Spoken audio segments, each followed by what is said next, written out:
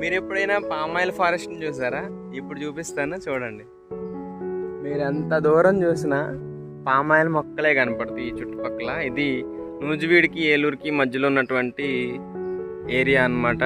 So మొత్తం palm oil forest అనే చెప్పొచ్చు. ఇప్పుడు మీరు చూస్తున్నదైతే 25 ఎకరాల పామాయిల్ తోట, దాదాపు 25 సంవత్సరాల వయసు ఉన్నటువంటి పామాయిల్ తోట. చాలా మొక్కలు చనిపోవడం జరిగింది. కాకపోతే ఏంటంటే ఈల్డింగ్ అనేది బాగుంది. అంటే మంచి సీడ్ అనేది మనకు వచ్చుంటే ఉన్న మొక్కలు బాగా కాసినా కూడా మంచి ఈల్డింగ్ రావడం జరుగుతుంది.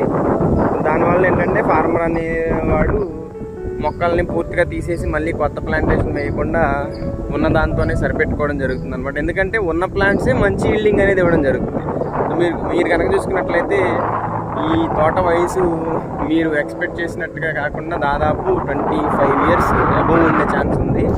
సో మొత్తం ఒక పెద్ద ఫారెస్ట్ లా ఉంది చూడండి. ఇది మా ఏరియాలో ఉన్న పామ్ ఆయిల్. సో దీనికి ఒక